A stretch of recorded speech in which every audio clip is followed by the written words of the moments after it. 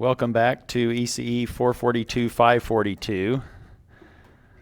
I guess I see some faces that maybe are in the class.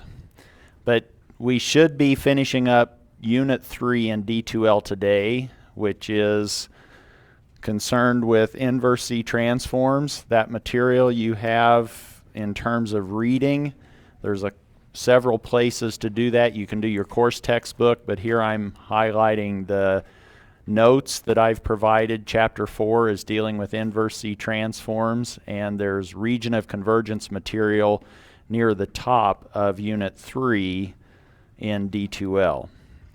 There's also an additional set of notes that we didn't go over in class that's available to you through D2L that discusses what you do when you have complex roots or complex poles in your transform expression. And it goes through a couple of different strategies for that, and you'll want to be comfortable with one of those when it comes time for exam number 2, which is roughly in a month. It's March 25th.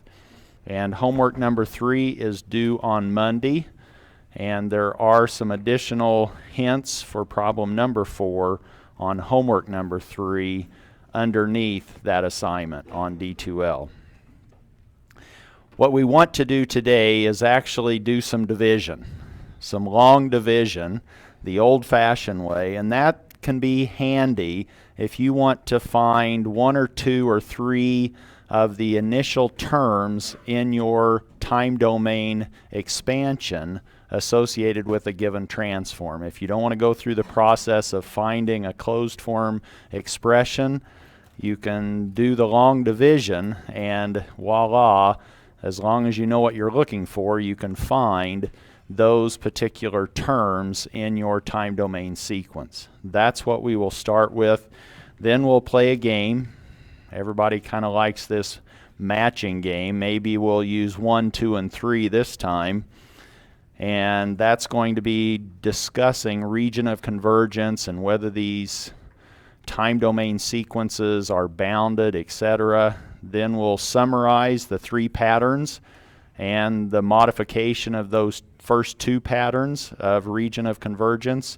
We'll talk about stability. Why is stability determined by the poles of our transfer function being inside the unit circle? And that's dealing, or because we are dealing with a system that we're assuming is causal in this class, so we can focus our attention when we're talking about stability relative to poles being inside the unit circle.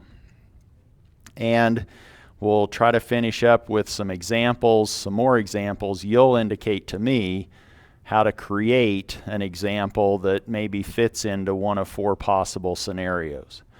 And it's hopefully going to illustrate the distinction or the independence or the separatedness of the time domain behavior and whether or not the signal is causal or non-causal. Those are independent concepts, or properties, I should say. And then Unit 4 is discrete equivalence, and we'll start that next time, whether we get through this material or not. So here's our refresher. Here's the inverse Z transform expression, this series expansion of this infinite sum, and we're including non-causal terms or negative indexed terms and positive indexed terms in this expansion, and keeping this series expansion in mind helps us figure out what we need when we do long division on the actual transform expression capital X of Z. Here we're going to, so here's a paragraph. I don't expect you'll be able to write all of this down, but it's in the notes. In the black is we will focus on a causal time sequence. But if you know the region of convergence is giving you a 2-sided or an anti-causal time domain sequence, then you have to do a slightly modified division process. And the division process is really look at, or when you're doing the division, start with the lowest powers of the polynomial, unlike what we will show in this causal example, where we're actually starting with the highest powers on both the numerator and the denominator expression. That may not make any sense, but let's go through an example. Suppose we are given capital X of z with the following numerator and denominator. We have 4z times the quantity z plus 1 divided by the product of two factors, z minus 1/2 times another factor, z minus 2. And let's assume that somebody has given us the region of convergence that says, okay, the region of convergence is for all values of z that are beyond the largest pole 2. Just knowing that, can you say anything about the causal, anti-causal, or sidedness of that time domain sequence? And what is it? This is going to produce then a causal time domain sequence. Now, to do the long division, we just multiply these products out so that we now have in the numerator 4z squared plus 4z, and in the denominator we have z squared minus 2.5z plus 1.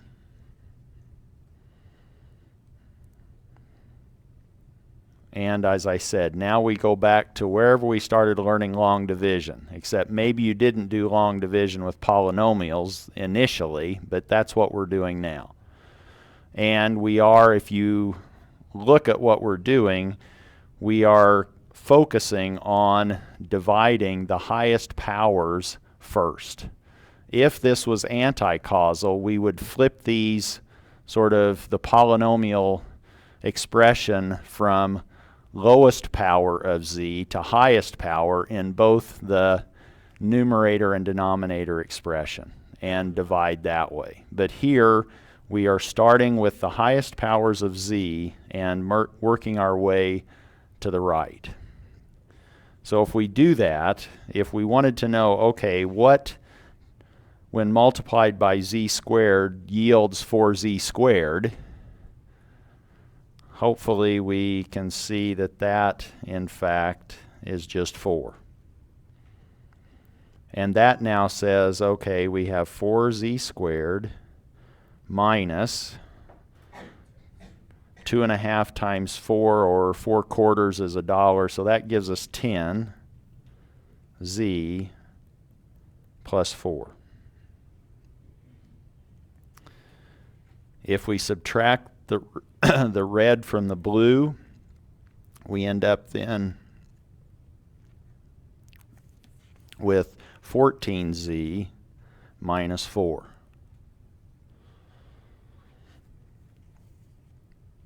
Now to continue, we need to say, okay, what when multiplied by z squared gives rise to 14z? That's now plus 14z to the minus 1.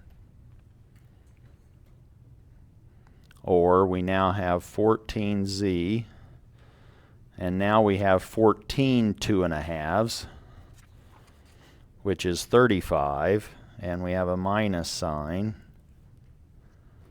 and then a plus 14z to the minus 1.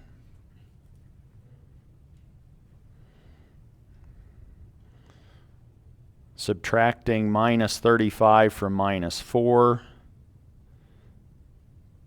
gives us 31 minus 14z to the minus 1, and we see that the next term in our result of the division process is going to be a plus 31z to the minus 2. And hopefully you can see that we could just keep doing that. We could keep dividing.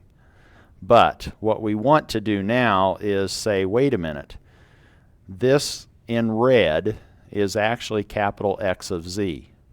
And if we compare that with what we know it needs to be here, you can see now we're focusing on a causal sequence, and the constant coefficient, that's now 1. So whatever is constant is actually going to be our X of 0 coefficient.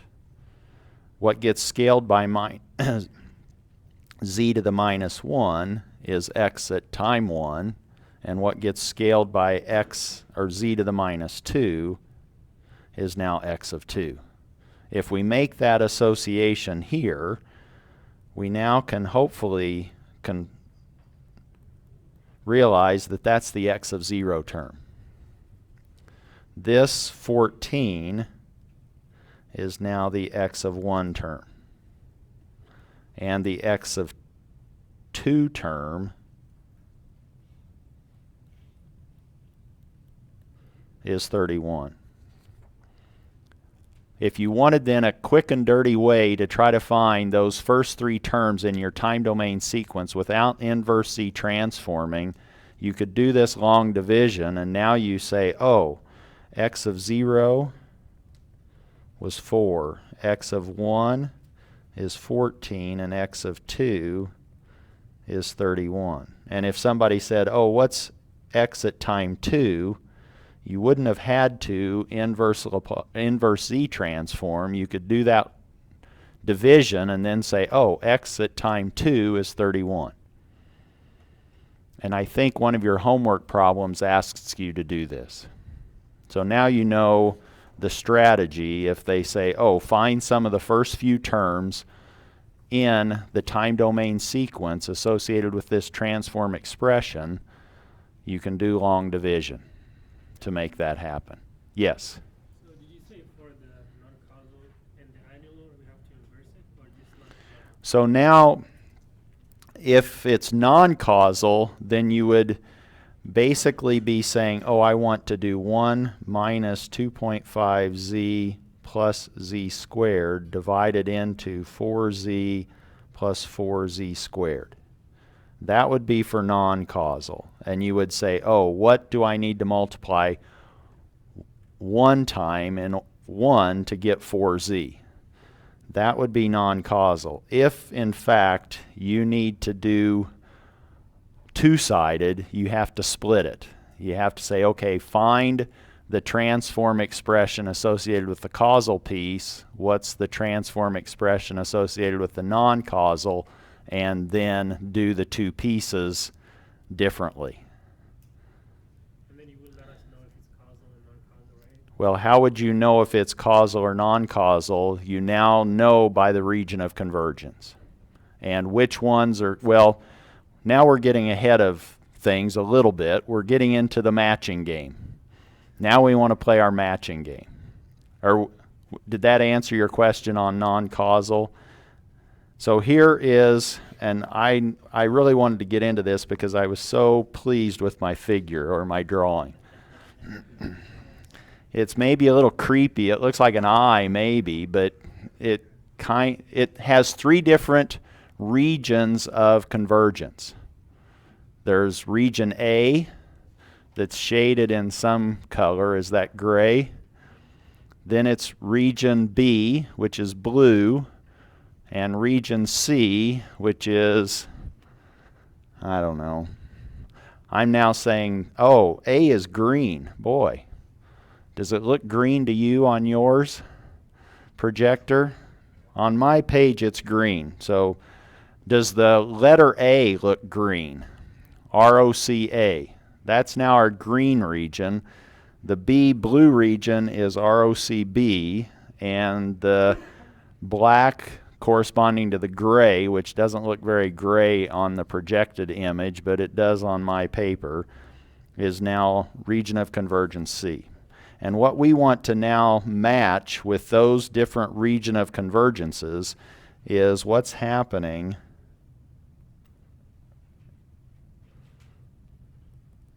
in the time domain in terms of its support interval.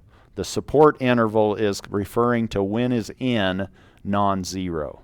What supports that? Is it when n is greater than or equal to 0, when n is two-sided, or when n is less than 0? That's the support interval of our time domain sequence. That being said, we're trying to match. We're trying to match what corresponds to A, what corresponds to B, and what corresponds to C. Is it 1, is it 2, or is it 3? So, with that being said,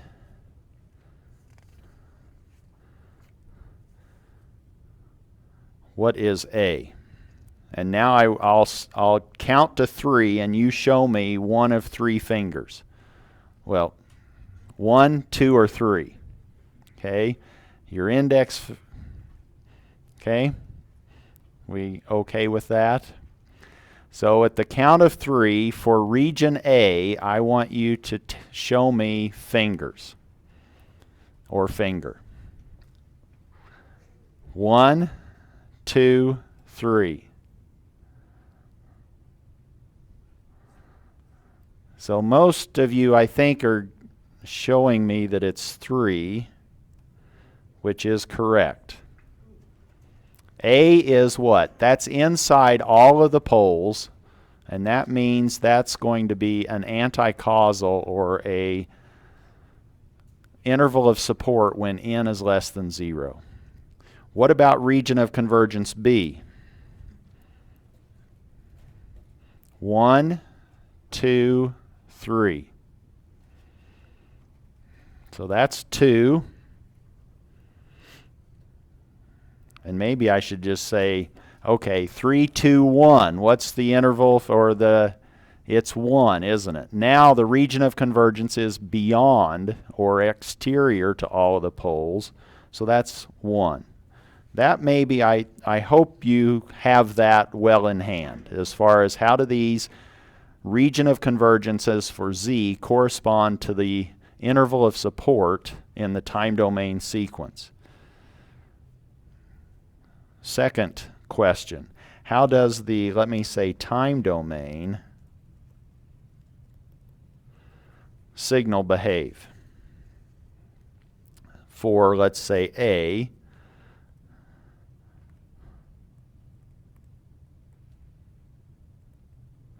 or B,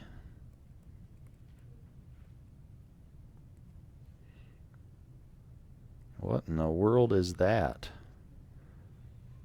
Oh my goodness. You don't even want to know what happened yesterday, and I'm afraid to even do anything now, so I'm just going to leave that over there and hope that I don't have other ghosts appearing as we work through this. And C,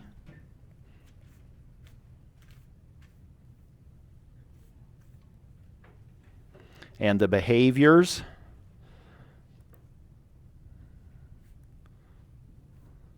let me say 1 is bounded.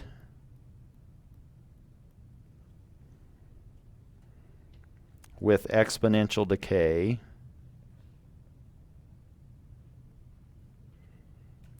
2 is bounded no decay.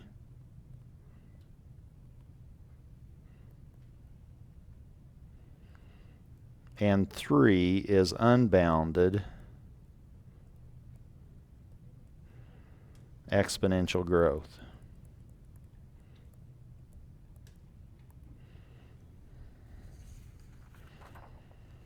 So that's what we're matching. With A, B, and C, you have one of these choices, 1, 2, or 3. So if we now said region of convergence A, that's the green region. I want you to show me either is it bounded with exponential decay, is it 2 bounded no decay, or is it 3 unbounded exponential growth? Okay, so at the count of 3, are you ready? 1, 2, 3.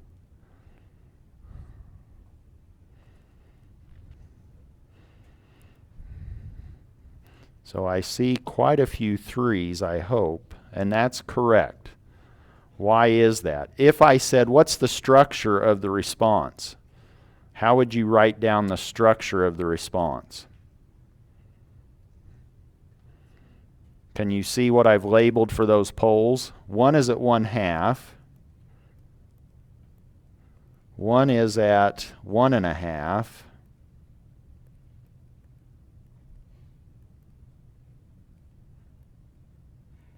And the last one is at 2. And when are those valid?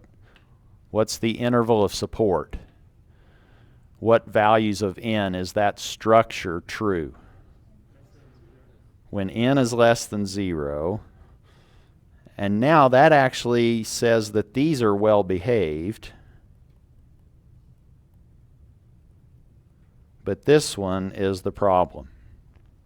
It only takes one, and now we have one mode that goes unbounded.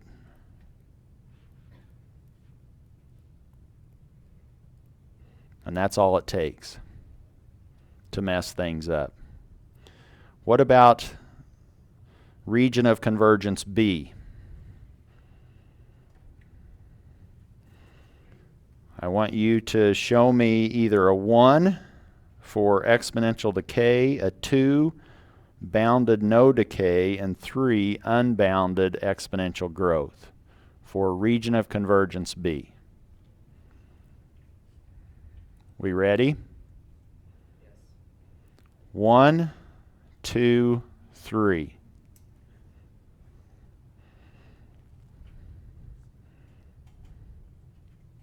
So now I'm seeing some 2s, I'm seeing some 1s. Which one is it? Can we do the same analysis that we did for part A? What's the structure of our response? It has the same structure, doesn't it? If this is now alpha 1, this is now alpha 2,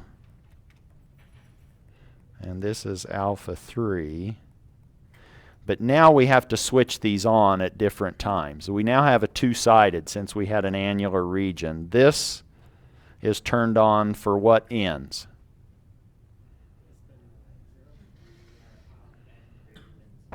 Is this n less than 0 or greater than 0? So now if we look at the picture, the region of convergence is beyond 1/2, so this was now greater than or equal to 0, and these two are less than 0. So in fact, if we needed to sort of sketch this, if this is now our x of n, and I should have maybe done that with what? This would be multiplied by u of n, and all of this is what? Minus n minus 1. Then we would have something that is well behaved for negative indices, and it's also well behaved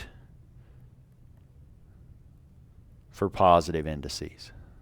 It's bounded in both directions because we're raising these, I don't even want to look at the projector anymore. I need to just look at my screen. I thought I'd put 1/2 to the n. Oh, that 2 subscript is pathetic. But anyway, I don't really want to erase because that's what got me in trouble yesterday, is erasing. All right, so let's do C. What is C?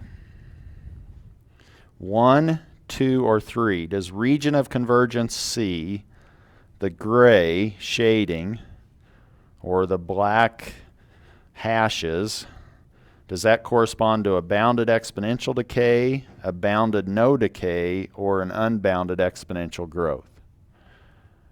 1, 2, 3.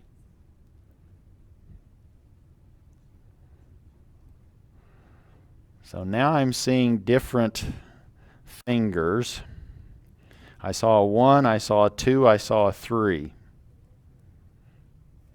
What was the majority if we were voting? If you went into the, if we had a caucus,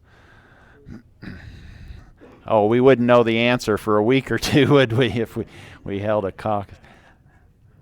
That should be a 3, right? Because it's the same, now we have an x of n with the same structure, alpha 1 bar 1/2 to the n plus alpha 2 3/2 to the n plus alpha 3, let's bar those, 2 to the n. And what values of n is this defined for?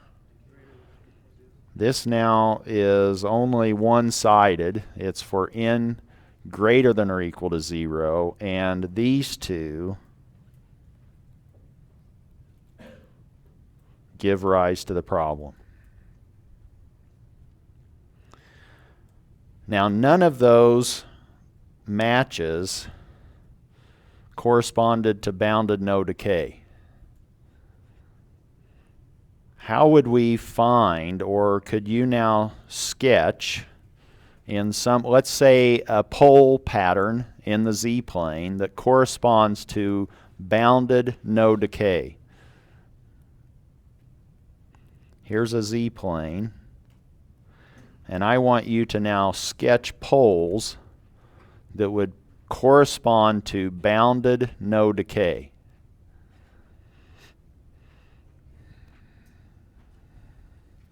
Yes.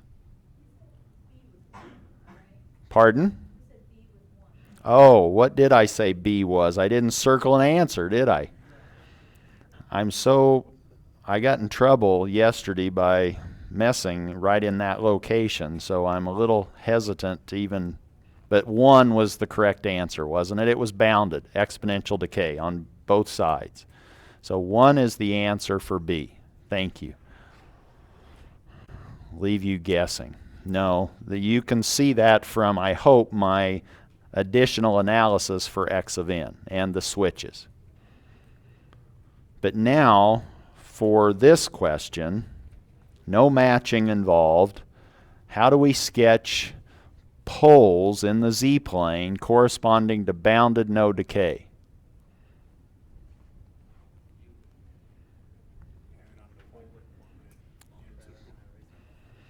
So now this is going to test my sketching, isn't it? If I drew this unit circle, does that help you in sketching the poles? If I drew a pole right there at 1, what would that correspond to in the time domain? A constant, wouldn't it? So that's bounded no decay. What if I drew those that were conjugates on the unit circle? What would that correspond to? They have an imaginary component. Now, when they have an imaginary component, what does that immediately tell you?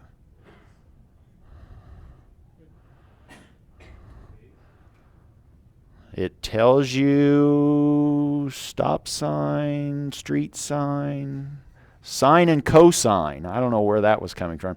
But it tells you you have sines and cosines, oscillation. Whether or not it exponentially decays or exponentially grows, now I'm assuming, let's say, that the region of convergence is beyond our poles. Whether that grows or collapses exponentially is influenced by where those poles are relative to the unit circle. If we have causal or region of convergence outside of all of our poles. So now, poles that are anywhere on the unit circle give rise to exponentially scaled, where the exponential scaling is 1. So now it's 1 to the n, 1 squared, 1 cubed. That doesn't scale, does it? It's now just sines and cosines at a given frequency, determined by the angle relative to the real axis in the z-plane. But anytime you have poles that are off the real line, boom, you immediately can say, oh, I have sine and cosine behavior. Whether it's exponentially damped or exponentially growing is determined by, if we have our region of convergence outside of all of our poles, that's determined by whether the poles are outside the unit circle or inside the unit circle. But if they're right on, so now we have poles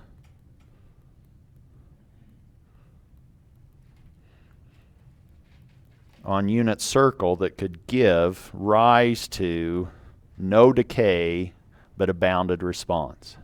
If I said, what's the final value associated with, let's say, those two poles that are in the first and fourth quadrant, what's the final value?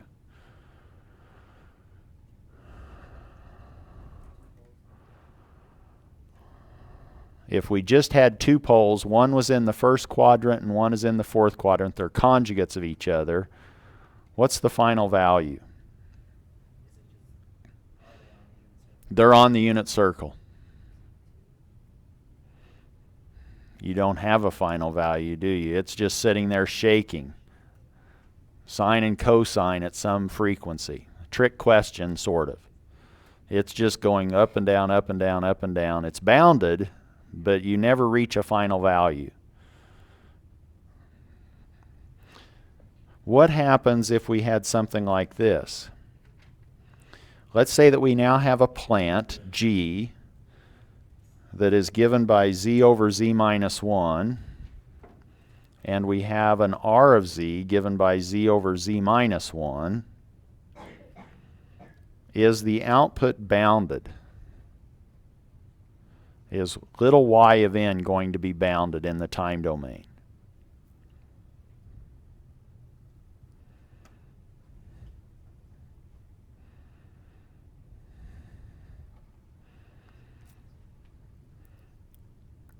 What do we have now happening?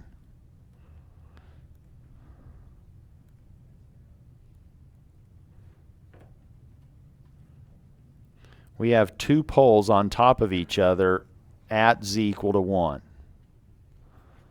What does that tell us is happening in the time domain?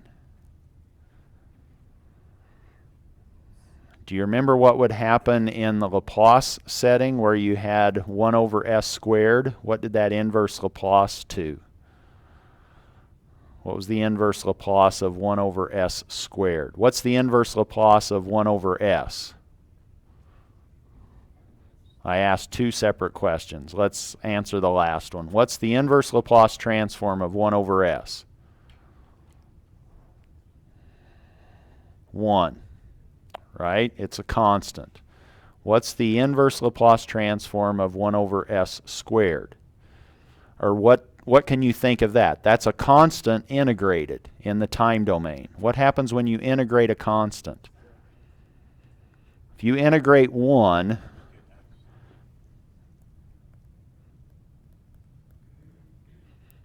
what would that be?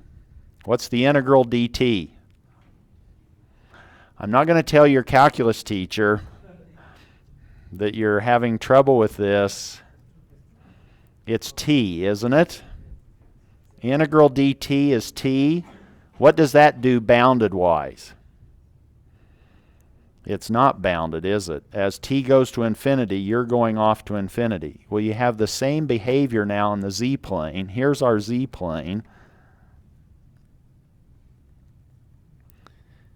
But now instead of poles at 1 over s, at s equal to 0 in the s domain, now they're at z equal to 1 in the z-plane. That's our correspondence between pole locations, between s and z. But now we would have something in the time domain, y of n, would look like, let's say, alpha times n, where n is the index of time. It's now marching off to infinity because we have what? Our plant now has a pole on the unit circle, but now you've identified a bounded input this R of n is 1. You now hit it with a constant, and now you're going to go unbounded. So you could, this G of Z is not a bounded input, bounded output stable system. It has a pole on the unit circle. That's why we said you need to avoid the unit circle when we're talking about bounded input, bounded output stability. Because now you can identify a bounded input, a constant, which when applied to that plant will produce an unbounded output.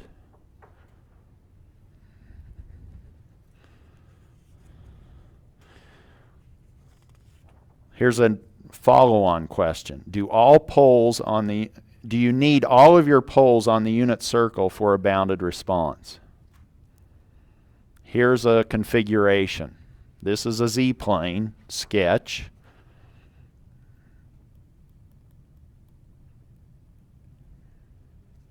And those that are close to the unit circle, assume those are on the unit circle, but you have a couple of poles inside the unit circle. Will this give rise to a bounded response? Or do all poles have to be on the unit circle in order to produce a bounded response?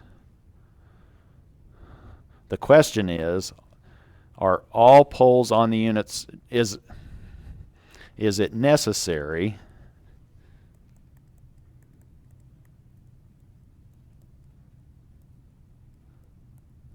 for all poles to be on, wow, I need to really edit this, the unit circle for bounded response? Can you read that? So now, is it necessary, all of that is going there, is it necessary for all poles to be on the unit circle for a bounded response? No. It's not necessary, so the answer here is no.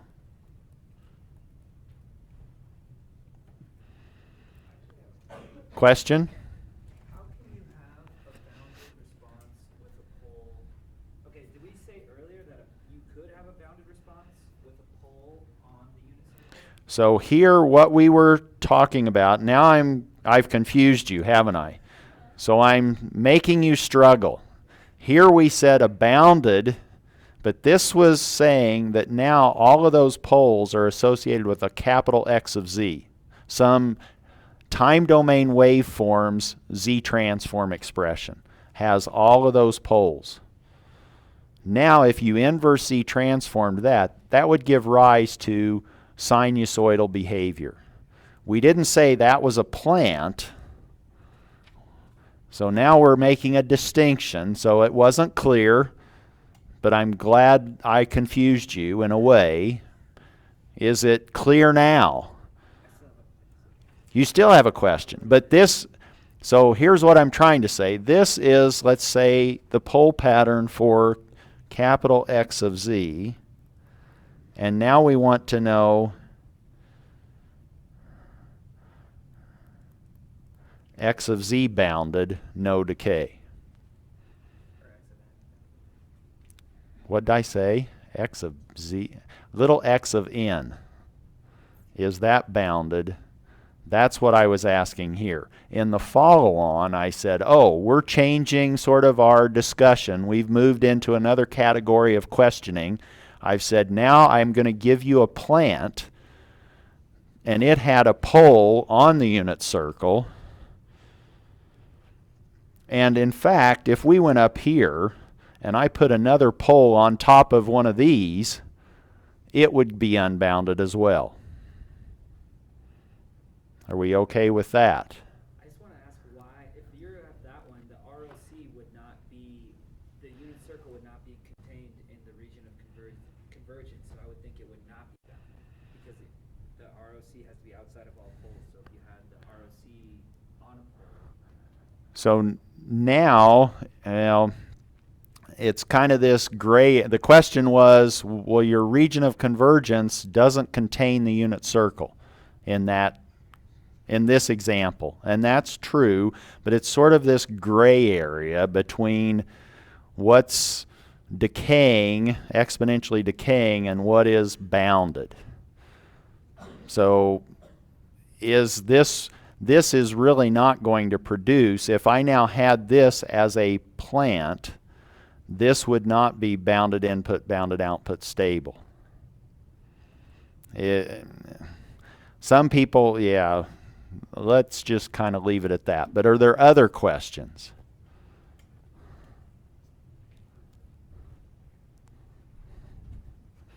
Where were we? You even answered this messed up edited question, but it is no, because now the poles inside the unit circle decay exponentially, but you still have poles on the unit circle that produce the bounded response, sines and cosines. Let's see if we can summarize our region of convergence material. Here's pattern 1.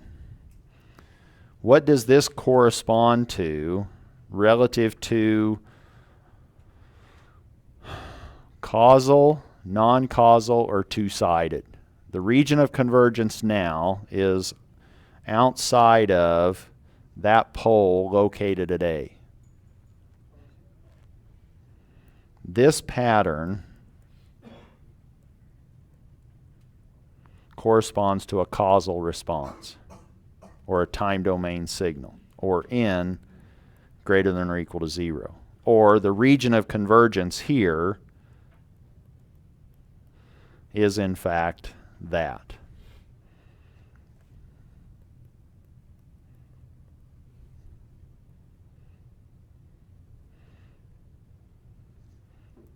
We okay there? Now, what if I modified it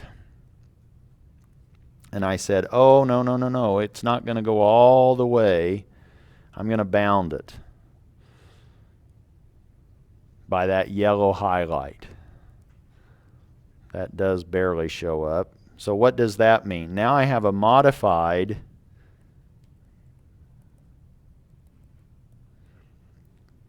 region of convergence. What kind of a time domain sequence does that give rise to?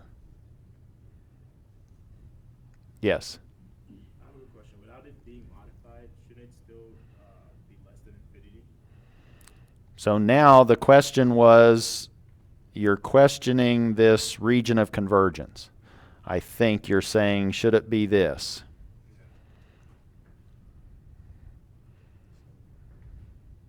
What do we think? Modified or not? So this is the unmodified. The modified is when we actually do that. So the modified, the yellow, now we're not letting this point here go off to infinity because of the yellow. So now we're bounding the region of our region of convergence. It's no longer allowed to go off to infinity. That's now the modified piece. And what does that look like in terms of its time domain behavior? When is it defined? For what values of little n is this expression if I said, oh, you now have an x of n, then when is it non-zero? For what values of n? In this particular case, do you remember? Stop. I don't know what I've done here, but if this is now x of n, this now gives rise to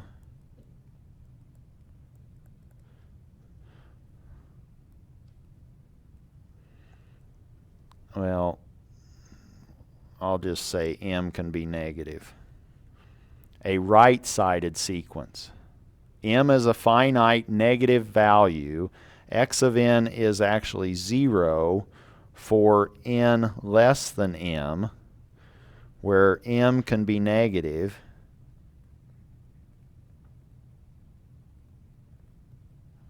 And what's the region of convergence? So this is, this, too heavy-handed tonight. This is now right-sided.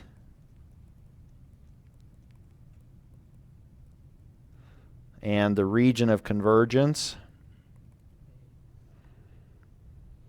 this is now A less than the magnitude of Z, but now we need that Z not to go off to infinity. We need it less than infinity in our region of convergence. That's the modification of pattern 1. Yes? So given a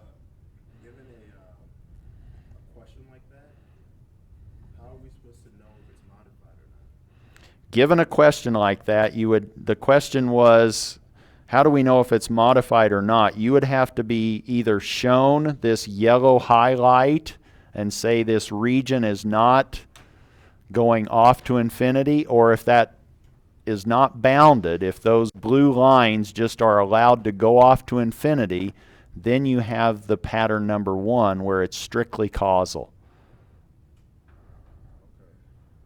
If it's the modification of pattern 1, then somebody would have to tell you, oh, infinity is not contained in your region of convergence. Either they would have to write that explicitly, or they would have to show sort of this box around your region of convergence, which would say this does not include infinity. Because what I'm getting at is like the exam question. So the exam question was none of the above.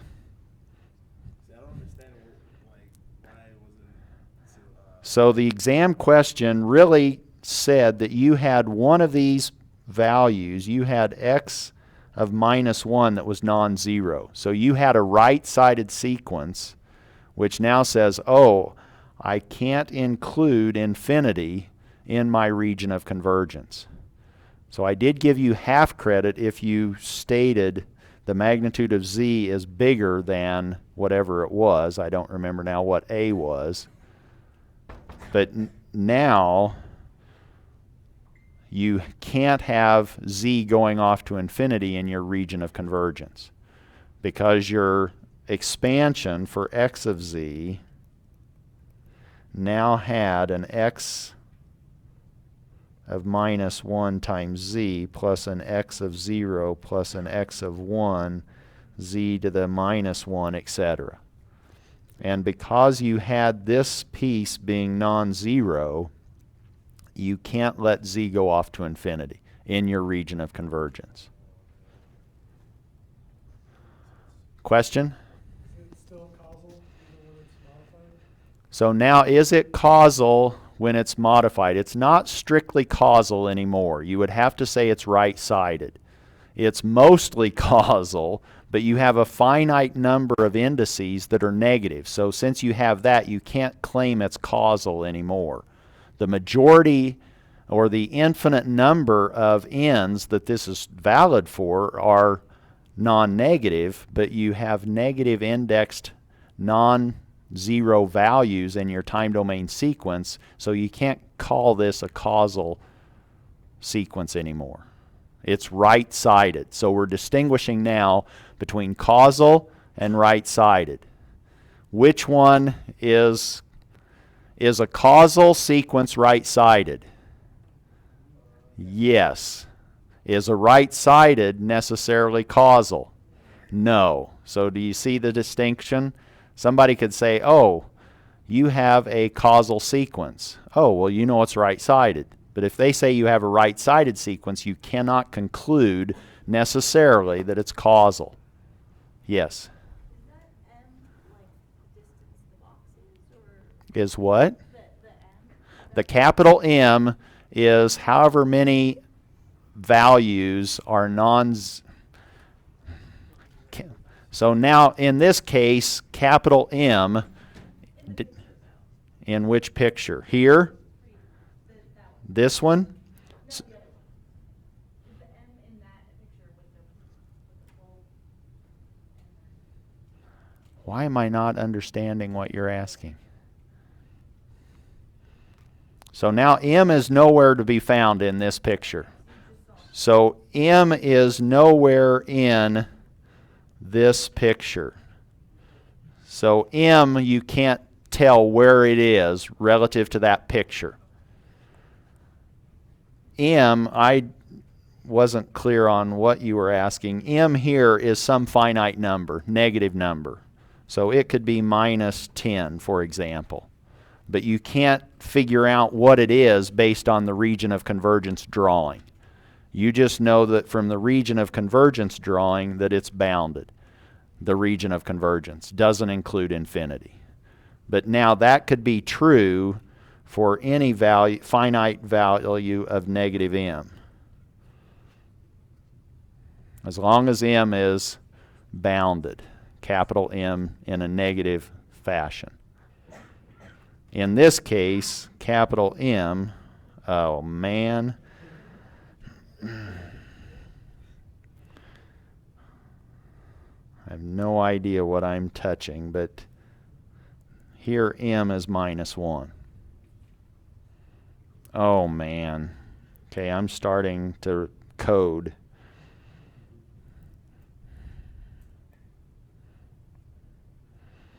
Pattern 2, moving on, is this pattern. What does this correspond to?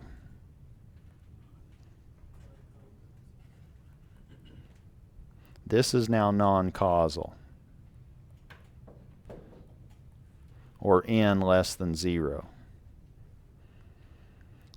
If we did a modification, if I now said, oh, I don't want you to include 0, and oh, what's the region of convergence for this? Here the ROC for the pattern 2 unmodified is now magnitude of z is less than a. But now if we modified that,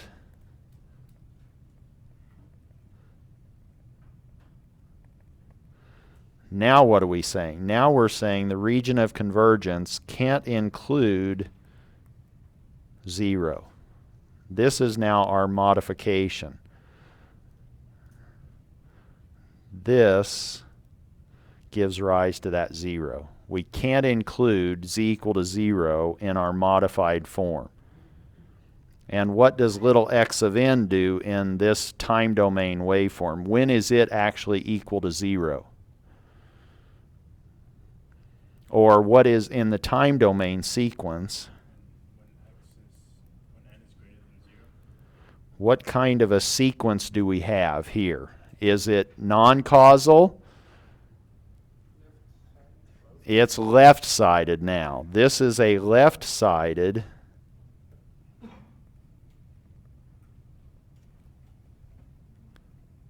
sequence.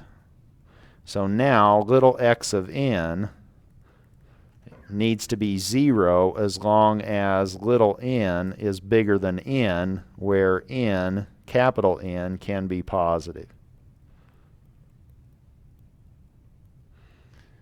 So that on the modified version, most of it is in this non-causal location, but we can have a finite number up to capital N so that this is now left-sided.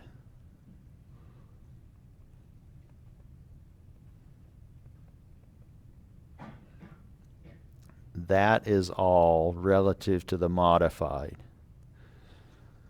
So if I said non-causal, that could be left-sided, but a left-sided is not necessarily non-causal. Yes? What's it called when it's not causal or non-causal? What is it called when it's not causal or non-causal? It could be called right-sided, it could be left-sided, it could actually be called two-sided, which is pattern 3.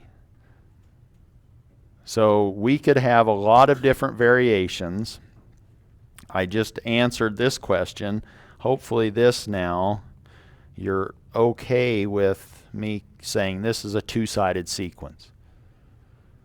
So that if we now needed to say x of n, what would that look like structurally? I could now say, oh, one of the modes is at A, and one of the modes is at B. Let me say this is alpha 1 and this is alpha 2. When are they defined? For what values of n?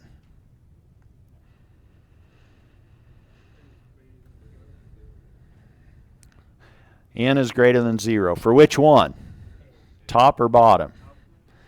Now A is interior, or the region of convergence is beyond A, so this is when n is greater than or equal to 0, and this is when n is less than 0. And there's no modification for pattern 3, because it doesn't include the origin and it doesn't include infinity. It's annular. Yes? Can you go back a slide, please? So we said that n can be positive. Capital N can be positive. So does it mean that it can start anywhere? It can start at 100, and then it goes to the left and decreases in the negative sense for little n. Capital N just needs to be bounded, but the majority of your sequence is moving left. That's left-sided.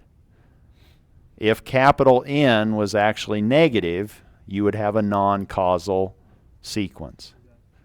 And the origin would belong to your region of convergence. Did that answer your question? So capital N in this case, so hopefully that this sometimes may be a little bit confusing, but here I'm saying this time sequence is nothing beyond capital N as little n goes to the right. So it only is to the left of capital N.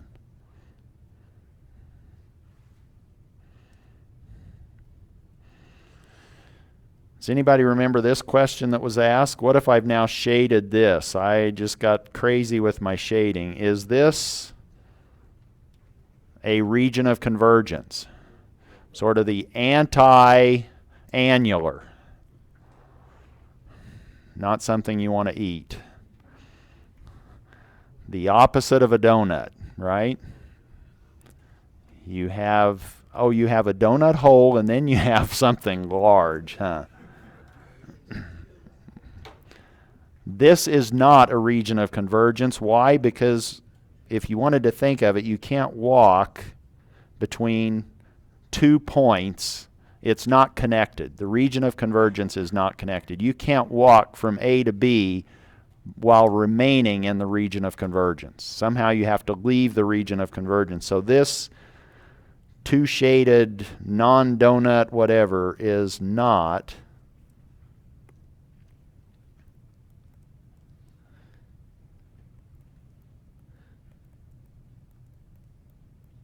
a region of convergence pattern.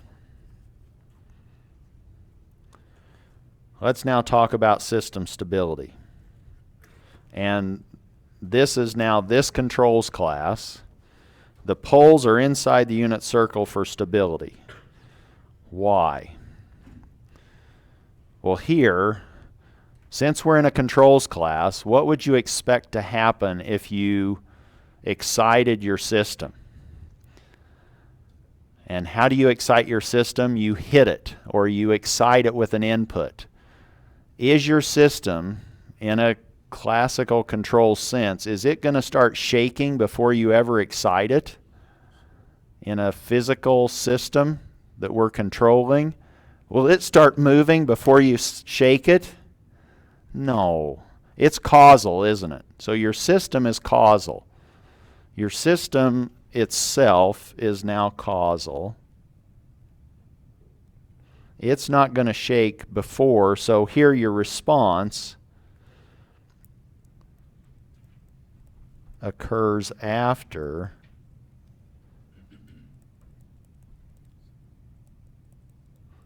excitation.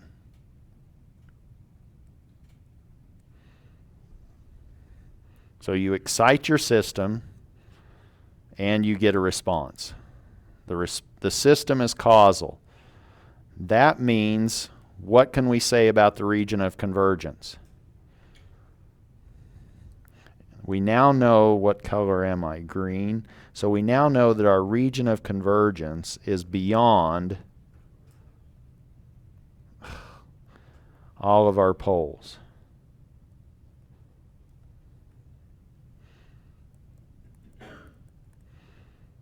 And that's because of the fact that it's causal. Our system is causal. So all of these blue poles are due to our system. And this is now saying that our impulse response, or our behavior of the system, is going to be in response to some excitation. It's only going to respond after it's excited. So causal means that our region of convergence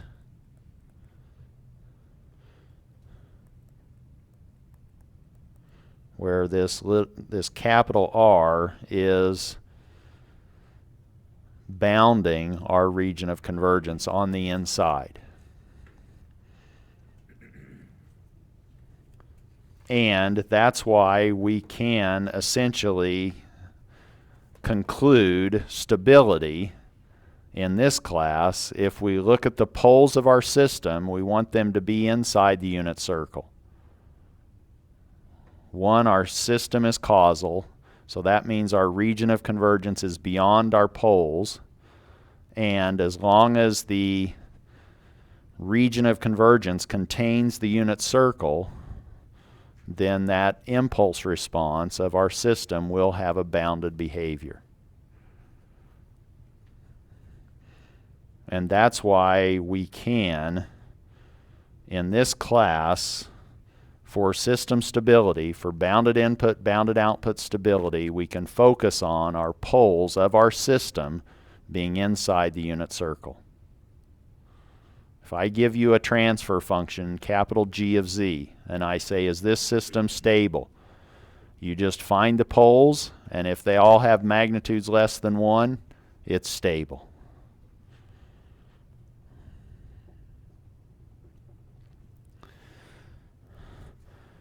But you do need to, if we start talking about different kinds of region of convergences, then signal causality and bounded time response are two separate characteristics.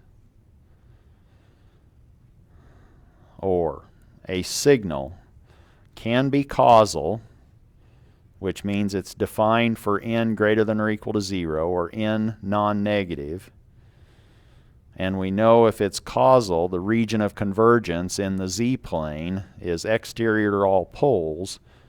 Even though our signal is causal, it can be unbounded. Poles are beyond z equal to 1. What's an example of that? Let me say example 1.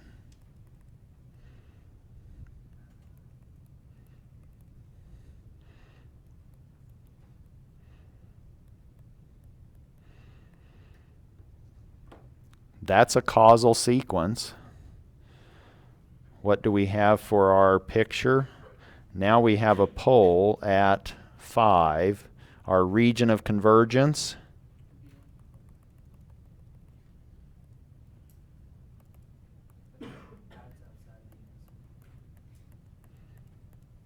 and where's our unit circle? Nowhere close to the region of convergence, is it? And if we just plug in n for non-negative values, 5, 25, etc., it just keeps growing exponentially. So there is a causal sequence. Here's the z-plane that leads to an unbounded response. A signal can be non-causal, defined for n less than 0. The region of convergence is interior to the poles, yet the signal can be unbounded. What's an example for that? Suppose we now said, oh, here's h sub 2 of n.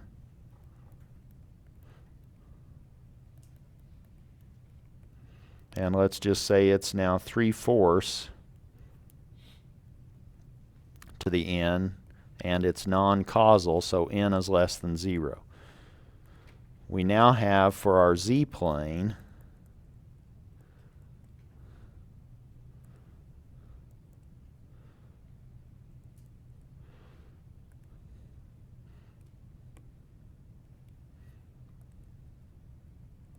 a pole at 3/4,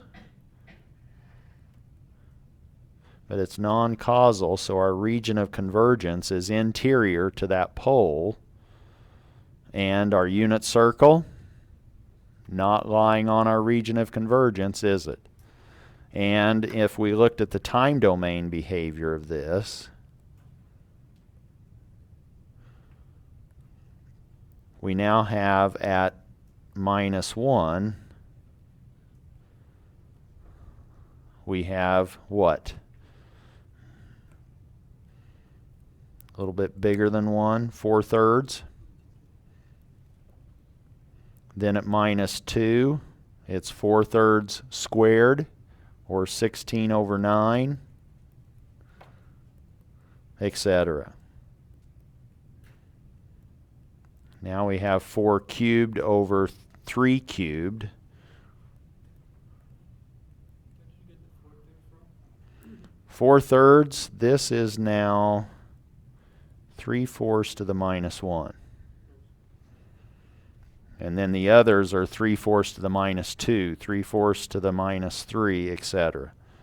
And that's now what h sub 2 of n looks like in the time domain. Unbounded with a non-causal behavior. What about the other two cases? Can you now sketch or come up with an example of a causal sequence that is bounded?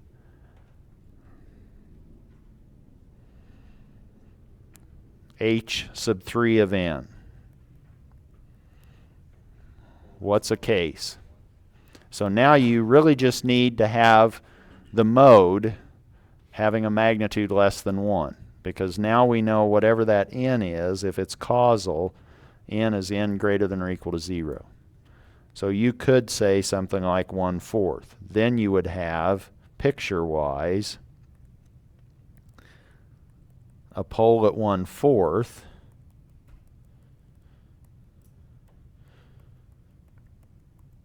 here's your region of convergence in the z-plane, and now you have a pattern that's different. You now have a bounded sequence that's causal. In our first example, we had an unbounded causal sequence and the appropriate region of convergence. What's the fourth case? A non-causal sequence that is bounded. What's that look like? Or what is that sequence?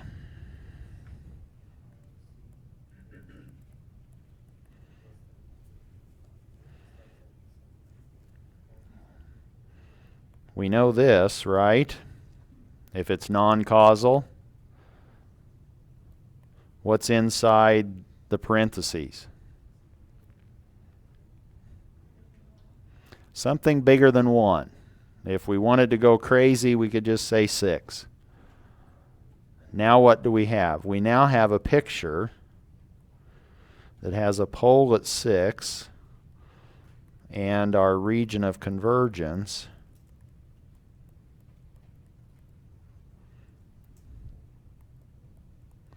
is inside 6. And where's our unit circle? Lying on top of that region of convergence, and this gives rise to a bounded time domain sequence.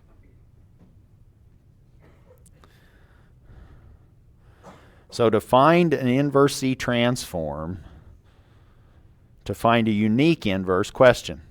Is the boundedness of the region of convergence in the time response? So yes, so the bounded nature of the region of convergence is a separate issue than the bounded nature of the time domain sequence. We're referring to the time domain in this? In this case, what are we referring to? You tell me. What's bounded in example 4? What is bounded? The time domain sequence is bounded, but also the region of convergence is bounded, isn't it? So you can have all these different combinations. You can have an unbounded region of convergence and a bounded time sequence. You can have an unbounded region of convergence and an unbounded time sequence. You can have a bounded region of convergence and a unbounded or bounded time sequence. All of those different combinations are possible, and that's what I hope we illustrated a little bit with these different examples.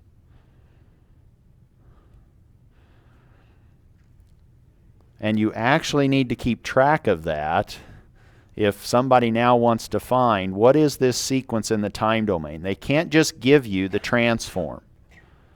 They have to tell you what's the region of convergence associated with that transform in order for you to find the unique little x of n.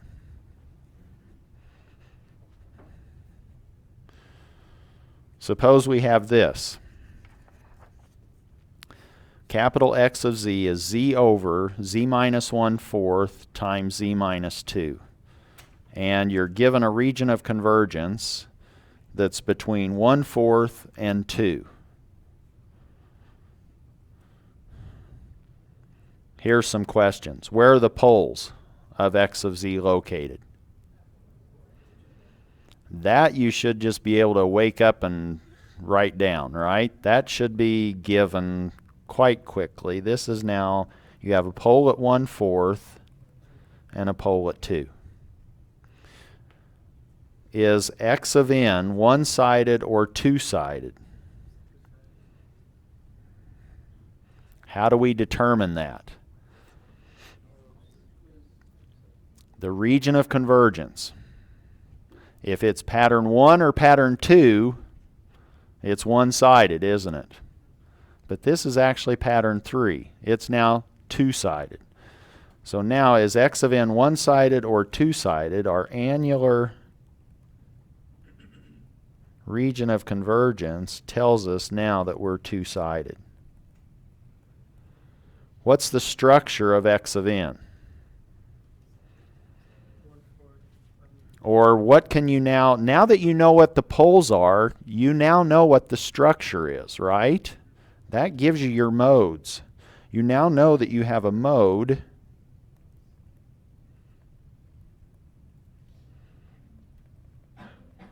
one-fourth to the n and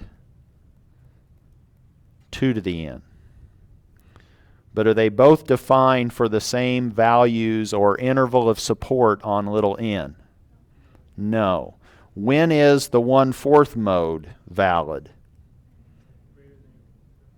This is the causal one, isn't it? So this one is n greater than or equal to 0. Why? Because this pole is interior to our region of convergence.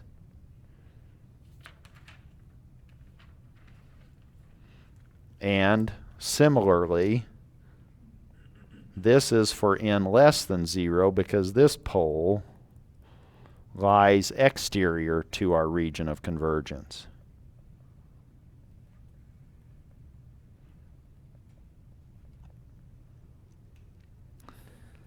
Is x of n a bounded sequence?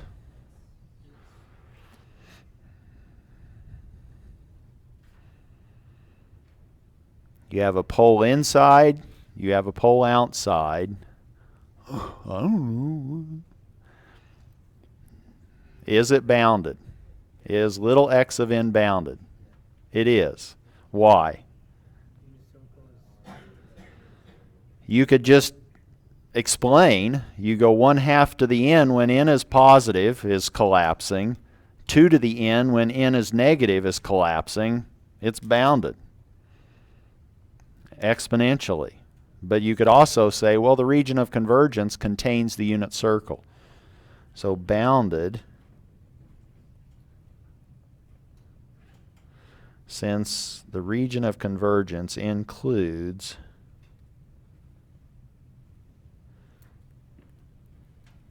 the unit circle. Now, here's some additional material which I want you to read. Maybe it'll put you to sleep tonight, but maybe that's a good thing. We're learning more and more that sleep is very, very important. But now this is going to help you, I hope, understand how to split a transform expression, capital X of Z, and how to inverse Z transform that when you have a two-sided or two pieces in that capital X of Z. When you have an anti-causal piece, usually your transform tables are written for causal relationships, for your time domain. When you have anti-causal, you need to worry about a sign reversal between the Z transform and its time domain inverse. That's what this additional material tries to walk through. I'll see you next week for unit number 4.